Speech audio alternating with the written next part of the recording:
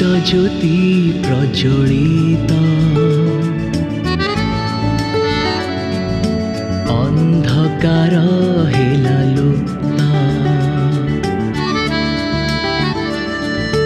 ख्रीष्ट ज्योति प्रज्वलित अंधकार हेला लुप्त प्रतिटी अंतर आलोकित करे जेउ ज्योति प्रति जीवनर पथ प्रदर्शक से ज्योति से जे सारा जगतर ज्योति ख्रीष्ट ज्योति से ही सत्य ज्योति सत्य ज्योति सत्य ज्योति सत्य ज्योति सत्य ज्योति।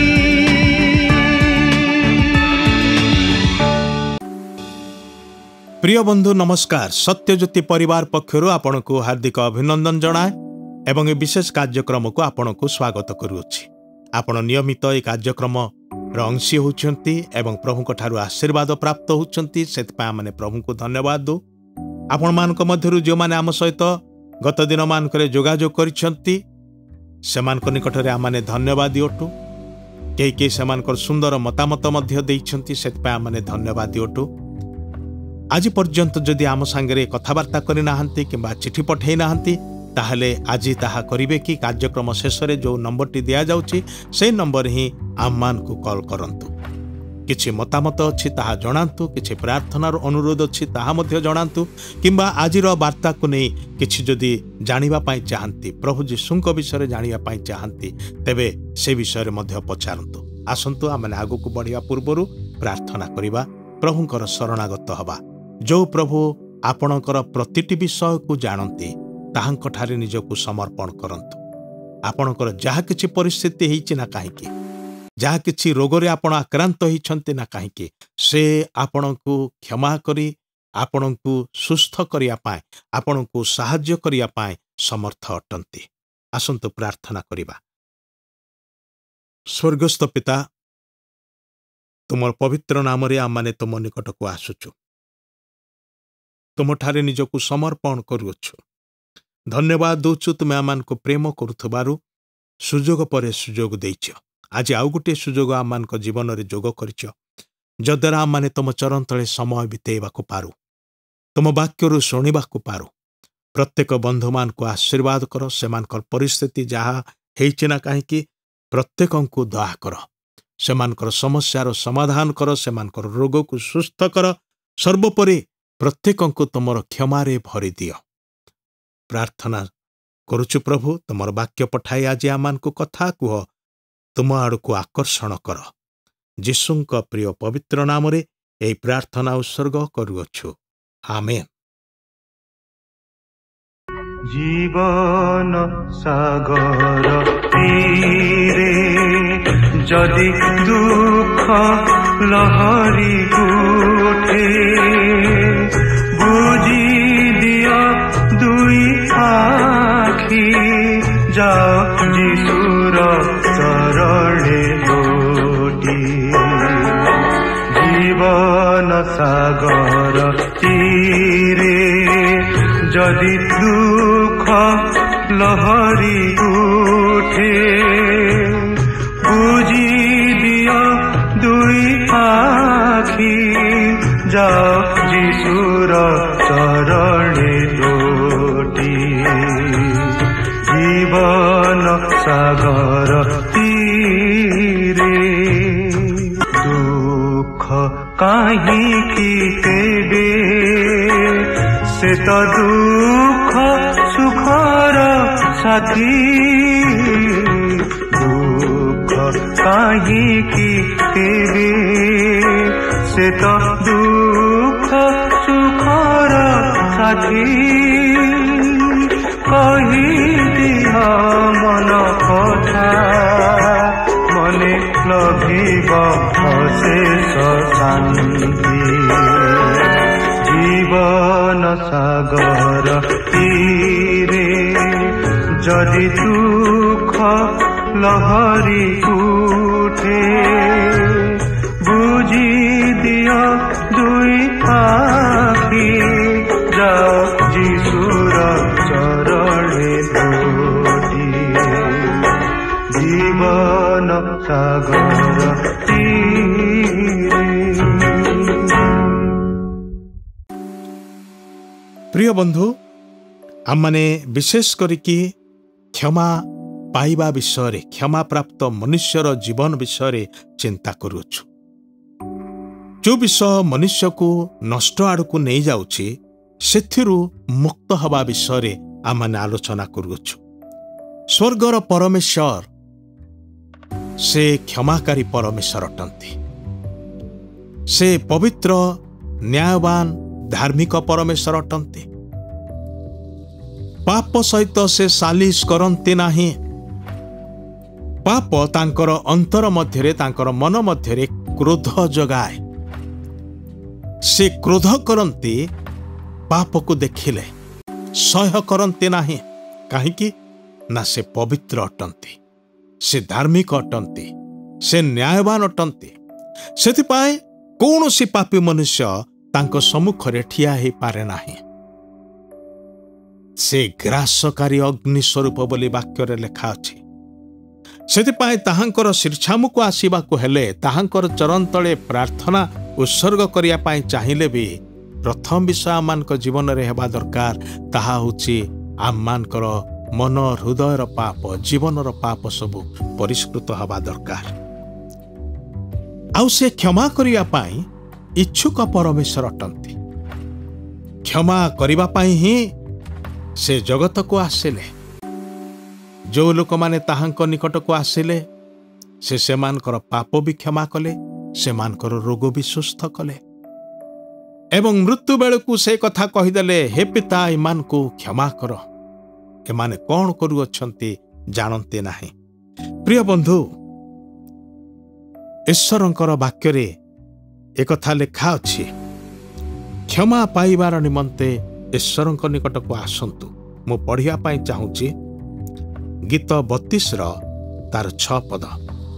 ଏଥିପାଇଁ ତୁମ୍ଭର ଅର୍ଥାତ୍ ଈଶ୍ୱରଙ୍କର ଉଦ୍ଦେଶ୍ୟ ପାଇପାରିବା ସମୟରେ ପ୍ରତ୍ୟେକ ସଦ୍ଭକ୍ତ ଲୋକ ତୁମ୍ଭ ନିକଟରେ ଅର୍ଥାତ୍ ଈଶ୍ୱରଙ୍କ ନିକଟରେ ପ୍ରାର୍ଥନା କରୁ।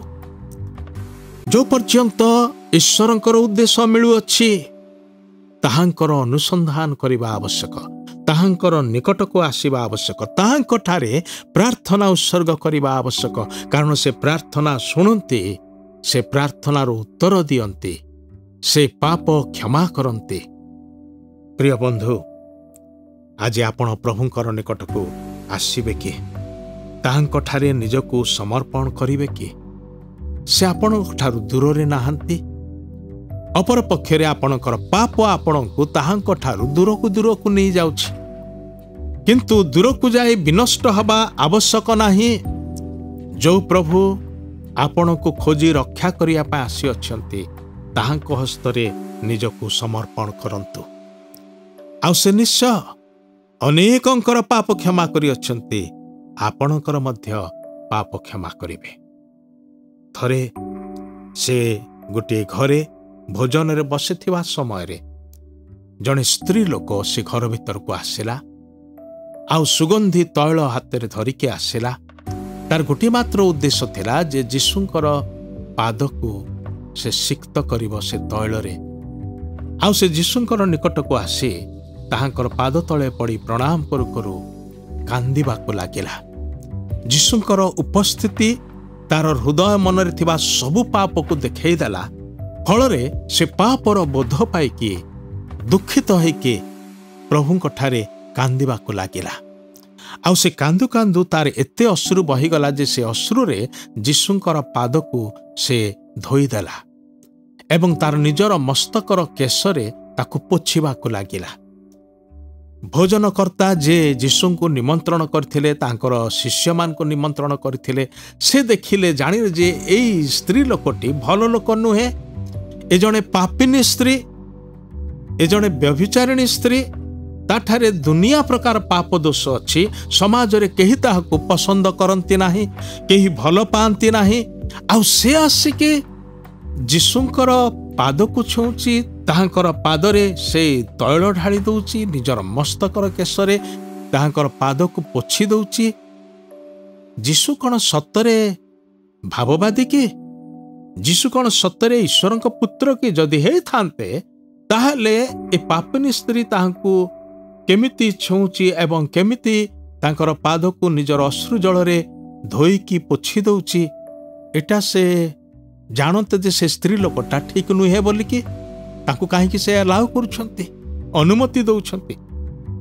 ए भोजनकर्ता जणे फारूसी थिले एवं से काल रे फारूसी माने आत्मधार्मिक लोक थिले। से माने अन्य मान ठारू निजको धार्मिक बोली विवेचना करुथिले, आउ से माने अन्य मान को पापी बोली विवेचना करुथिले। सेति पाए ए स्त्री लोक को मध्य से कहले जणे पापिनी स्त्री, याकू छुईबा कथा नुहे, किंतु जीशु ताको एलाउ करछंते तार आखिर लुहरे तांकर पाद को धोई देबा पाए, मस्तकर केशरे पाद को पोछि देबा पाए, पुणी सुगंधी तैल ढालिबा पाए। सेतले प्रभु जीशु से फारूसी मनर कथा को बुझी पारले, जानी पारले, आ कहले मु तुमको गोटे कथा कहिबी।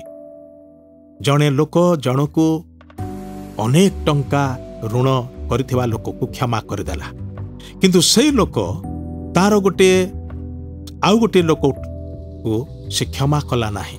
अल्प मात्र पैसा से नहीं थिला, हार्डली 50 टंका नहीं थिला, से 50 टंका पाए ताको क्षमा कला नाही।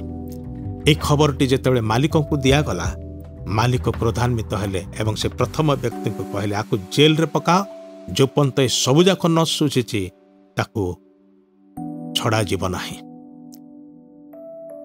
प्रिय बंधु, दुई जनक भितरु किए बेसी भल पाइब तार मालिक को? जार अनेक क्षमा होइछि, ऋण छाड़ होइछि, से निश्चय मालिक को भल पाइब।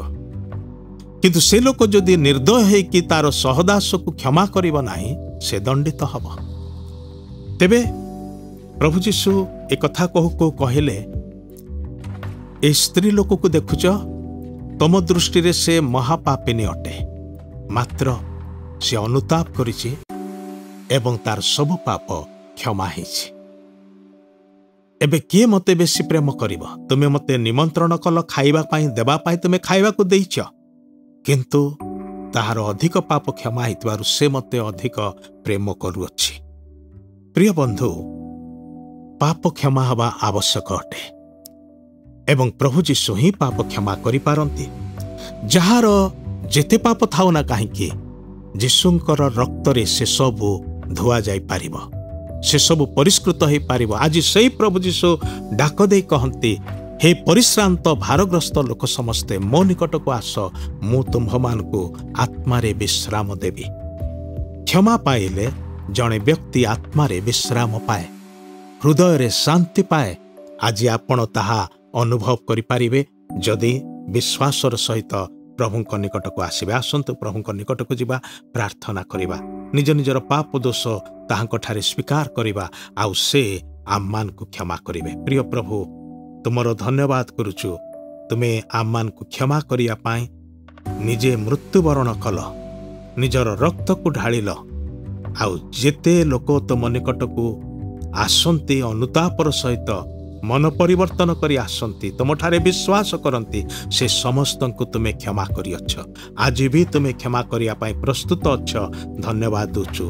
प्रिय बंधु मान को आशीर्वाद कर, जेतले से माने निजर पाप दोष को मानि नौछंती, तुम ठारे निजको समर्पण करुअछंती, से मान को तुमे क्षमा करि दियो। एई प्रार्थना प्रभु यीशु ख्रीष्टଙ୍କ नामरे उत्सर्ग करुअछु, आमेन।